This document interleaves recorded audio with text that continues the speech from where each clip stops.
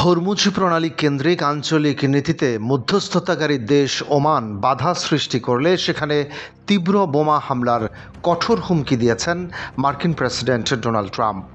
সোমবার মার্কিন সংবাদ মাধ্যম ফক্স নিউজকে দেওয়া এক সাক্ষাৎকারে এই হুঁশিয়ারি প্রদানের পাশাপাশি ইরানকে পূর্ণাঙ্গ আত্মসমর্পণের আহ্বান জানান তিনি। বিশ্ব বাণিজ্যের অত্যন্ত গুরুত্বপূর্ণ এই নৌপথের ভবিষ্যৎ ও সার্বিক নিয়ন্ত্রণ নিয়ে ওমান এবং ইরানের শীর্ষ কর্মকর্তারা নিবিড় আলোচনায় নিয়োজিত রয়েছেন। উভয় দেশের এই কূটনৈতিক উদ্যোগের বিষয়ে ইরানের পররাষ্ট্র মন্ত্রণালয় নিশ্চিত করে জানায় যে যৌথ ঘোষণা চূড়ান্ত করার লক্ষ্যে প্রয়োজনীয় কাজ চলছে। তবে প্রেসিডেন্ট ট্রাম্প একতরফা দাবি করেছেন যে অত্যন্ত কৌশলগত ও স্পর্শকাতর এই পুরো হরমুজ প্রণালীটি বর্তমানে যুক্তরাষ্ট্রের পূর্ণ নিয়ন্ত্রণে রয়েছে। উল্লেখ্য যে গত ফেব্রুয়ারি মাসে মধ্যপ্রাচ্যে রক্তক্ষয়ী যুদ্ধ শুরু হওয়ার সময় তেহরান আন্তর্জাতিকভাবে গুরুত্বপূর্ণ এই নৌপথ কার্যকরভাবে বন্ধ করে দিয়েছিল। সংকট ঘনীভূত করে গত শুক্রবার ট্রাম্প ঘোষণা দেন যে এই গুরুত্বপূর্ণ আন্তর্জাতিক জলসীমাকে যুক্তরাষ্ট্রের নিজস্ব ভূখণ্ডের অংশ হিসেবে বিবেচনা করা হবে।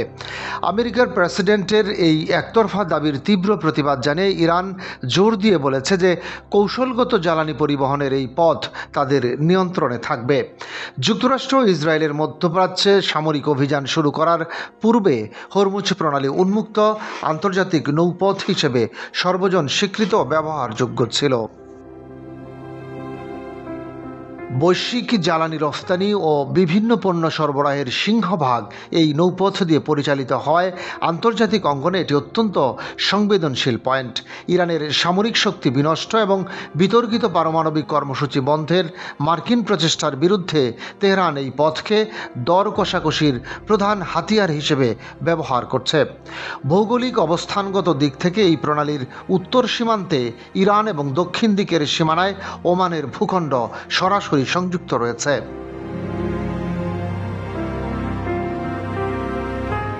আমোদজনকভাবে ট্রাম্প দাবি করেছেন যে মার্কিন প্রশাসন এবং ইরানের শক্তিশালী সামরিক সংস্থা রেভলিউশনারি গার্ডের সাথে তাদের একটি গোপনীয় যোগাযোগ বজায় রয়েছে।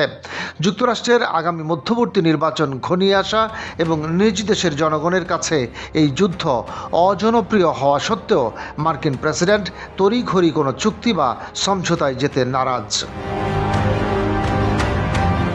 ডেস্ক রিপোর্ট, বাংলাবাজার পত্রিকা।